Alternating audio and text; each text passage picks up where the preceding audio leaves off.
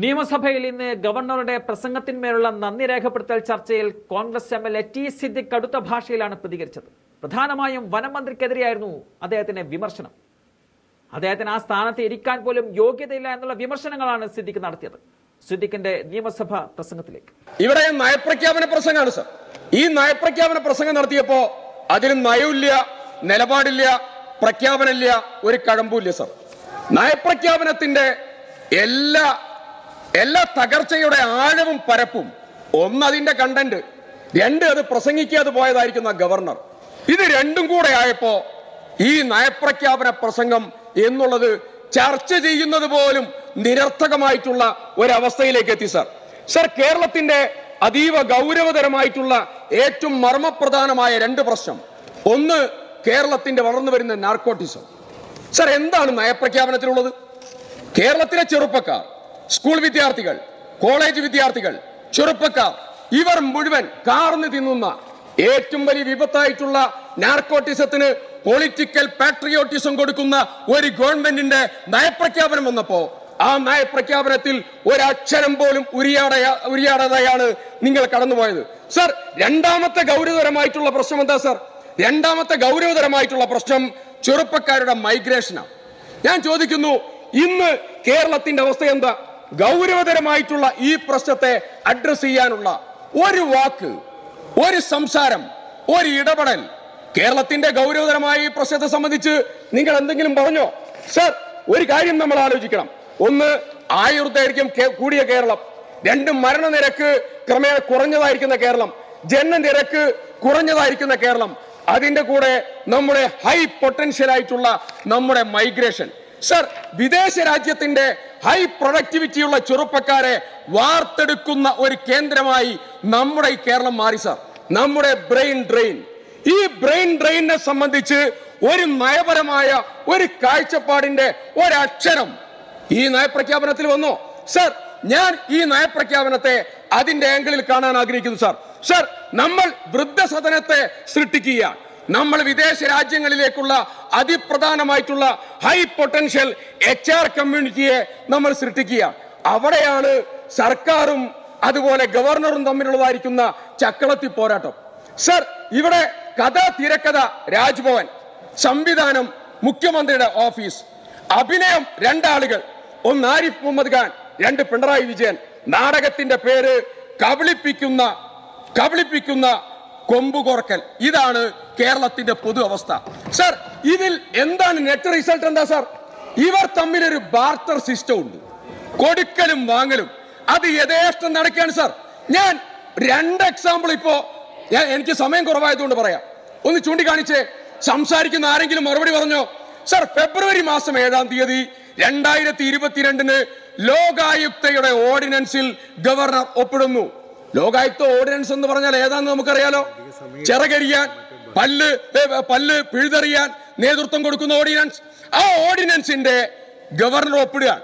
Sir, ഫെബ്രുവരി 14-ാം തീയതി BJP സംസ്ഥാന സമിതി അംഗം RSS പ്രവർത്തകനായ ഹരി എസ് കർത്തയെ മുഖ്യമന്ത്രി അദ്ദേഹത്തിന് തിരിച്ചു കൊടുക്കുന്നു. അദ്ദേഹത്തിന് കൊടുക്കുക. ഇതിനെന്താ സർ പറയാ? ഇതിന് ബാർട്ടർ സിസ്റ്റം എന്നല്ലാതെ ഇതിനെന്താ പറയാ? നിങ്ങൾ പുറത്ത് കൊമ്പ് കുറക്കുക, നിങ്ങൾ അകത്തോ കൃത്യമായ അന്തർധാര. ഞാനൊന്ന് പറയാ, മുഖ്യമന്ത്രി പറഞ്ഞു ഞാൻ കണ്ണൂർ ജില്ലയിലാണ്, അങ്ങക്കറിയാലോ. എന്താണാവോ അന്ന് പറഞ്ഞത്?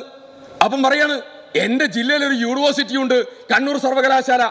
അവിടുത്തെ വൈസ് ചാൻസലർ, ആ വൈസ് ചാൻസലർ തന്നെ നിയമിക്കാനുള്ള നടപടി ഉണ്ടാവണം.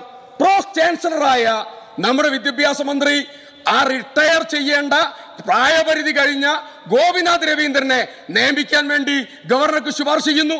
ഗവർണർ ഒരു ബുദ്ധിമുട്ടുമില്ലാതെ ഈ ശുപാർശ അംഗീകരിക്കുന്നു. ഞാൻ ചോദിക്കുന്നു സാർ, ഇവരെ രണ്ടുപേരും രണ്ട് വിഭാഗം പരസ്പരം അഡ്ജസ്റ്റ് ചെയ്ത് എല്ലാ കാര്യങ്ങളും ഒരുമിച്ച് നീക്കി കഴിഞ്ഞതിന് ശേഷം പുറത്ത് ഇവർ രണ്ടുപേരും വന്ന് ഫൈറ്റ് ചെയ്യുക. ഒരാൾ തെരുവിലിരിക്കുന്നു, ഒരാൾ പത്രസമ്മേളനത്തിലൂടെ അടിക്കുന്നു. കേരളത്തിലെ ജനങ്ങളെ ഇതുപോലെ കബളിപ്പിക്കാൻ ഈ രണ്ടു പേർ ശ്രമിച്ചാൽ കേരളത്തിലെ ജനങ്ങൾ കബളിപ്പിക്കപ്പെടുമോ?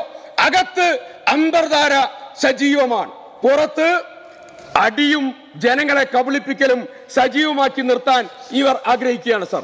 ഇത്രയും ഗൗരവതരമായ ഈ പ്രശ്നങ്ങൾ നിലനിൽക്കുന്ന സന്ദർഭത്തിൽ കേരളത്തിന് ജനാധിപത്യ കേരളം ഇന്ന് നേരിടുന്ന ഗൗരവതരമായ ഒരു പ്രശ്നത്തെക്കുറിച്ചും ഒന്നും പറയാതെ പോയതായ ഈ നയപ്രഖ്യാപന പ്രസംഗത്തിലേക്ക് വീണ്ടും വരുന്നതിന് മുമ്പ് ഒരു ഗുരുതരമായ പ്രശ്നം കൂടെ ഒന്ന് ചൂണ്ടിക്കാണിക്കേണ്ടതുണ്ട്. സാർ, ഇന്നലെ എന്റെ സഹമെമ്പറായിട്ടുള്ള ശ്രീ IC ബാലകൃഷ്ണൻ, അദ്ദേഹം വയനാട് ജില്ലയിൽ നിന്നാണ്. അദ്ദേഹം ഇന്നലെ ഈ സഭയുടെ മുമ്പാകെ അദ്ദേഹത്തിന്റെ പ്രസംഗത്തിൽ വയനാട് ജില്ല അഭിമുഖീകരിക്കുന്ന ഗുരുതരമായ പ്രശ്നം പറഞ്ഞു. ബഹുമാനപ്പെട്ട വയനാട് ജില്ലയുടെ ചുമതലയുള്ള മന്ത്രി, വനം മന്ത്രിയാണ് അദ്ദേഹം. ആ വനം മന്ത്രി പറഞ്ഞത് ICയുടെ സബ്മിഷൻ ഇന്നലെയായിരുന്നു മാൻ ആനിമൽ കോൺഫ്ലിക്റ്റിനെ പറ്റി. അദ്ദേഹം ആ സമയത്ത് പറയാതെ ഇപ്പം പറയേണ്ടി വന്നു. നയപ്രഖ്യാപന പ്രസംഗത്തിൽ ഇതൊക്കെയാണോ പറയേണ്ടത്? അങ്ങേ ഓർത്ത് ലജ്ജിക്കുന്നു എന്ന് പറഞ്ഞു.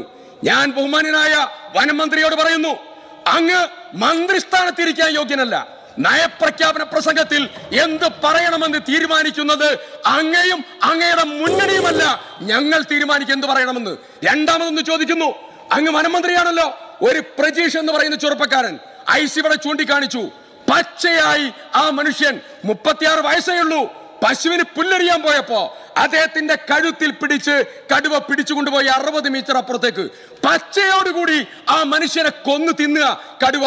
ആ ആവലാതി IC ഇവിടെ പറഞ്ഞപ്പോ അങ്ങേക്ക് ലജ്ജിക്കുന്നു എന്ന് പറയുന്ന ആ മന്ത്രിയെ ഓർത്ത് ഞങ്ങൾ ലജ്ജിക്കുകയാണ് സാർ. ബഹുമാനപ്പെട്ട മുഖ്യമന്ത്രിയോട് വിനീതമായ അഭ്യർത്ഥന, വയനാടിന്റെ തീവ്രമായ പ്രശ്നങ്ങളെ അറിയാത്തതായ ആ മന്ത്രിയെ വയനാട് ജില്ലയുടെ ചുമതലയിൽ നിന്ന് മാറ്റണമെന്നുകൂടെ ബഹുമാനായ മുഖ്യമന്ത്രിയോട് അഭ്യർത്ഥിക്കുകയാണ് സാർ.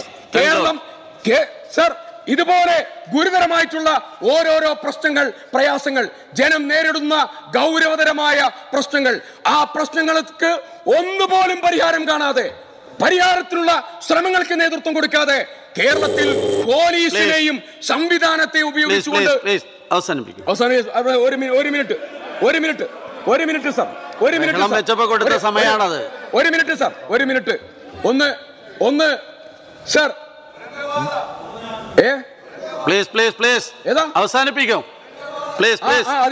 അതിലേക്ക് വരാം. തുരങ്കപാത മാത്രമല്ല, റോഡ് മുഴുവൻ ബൈപ്പാസ് ഉണ്ട്. മൂന്ന് ഹെയർപിൻ ബെൻഡ് നിവർത്താനുള്ള പദ്ധതിയുണ്ട്. പൂഴിത്തോട് റോഡുണ്ട്. അങ്ങനെയുള്ള ഒരുപാട് കാര്യങ്ങളുണ്ട്. ചുരം ബൈപ്പാസ് ഉണ്ട്. അങ്ങനെ കുറെ കാര്യമുണ്ട്. താങ്കൾക്ക് അതിനെപ്പറ്റിയൊന്നും അറിയില്ലെങ്കിൽ മിണ്ടാതിരിക്കണം. ബഹുമാന്യനായ അവസാനിപ്പിക്കും അവസാനിപ്പിക്കാം സാർ. MB ഗോവിന്ദമാഷ്, ഞാൻ ഇതോടെ പറഞ്ഞോളൂ അവസാനിപ്പിക്കാം സാർ. MB ഗോവിന്ദമാഷ് പറഞ്ഞു, BJPയും കോൺഗ്രസും മുഖ്യമന്ത്രിയിലേക്ക് എത്താൻ വല്ലാതെ പാടുപെടുകയാണ്. അദ്ദേഹം സൂര്യനെ പോലെയാണ് സാർ. അവസാനിപ്പിക്കുക സാർ. അദ്ദേഹം സൂര്യനെ പോലെയാണ്, പക്ഷെ അദ്ദേഹത്തിന്റെ അടുത്തു പോയാൽ കരിഞ്ഞു പോകും. MB ഗോവിന്ദമാഷ് വാസവൻ മിനിസ്റ്റർ പറഞ്ഞതായിരിക്കുന്ന കാര്യം ദൈവം കേരളത്തിന് നൽകിയ വരദാനമാണ് ബഹുമാന്യനായ മുഖ്യമന്ത്രി ശ്രീ മുഹമ്മദ് മുഹസിൻ. 11 മിനിറ്റ്. സാർ, ഇത് അവസാനിപ്പിക്കൂ.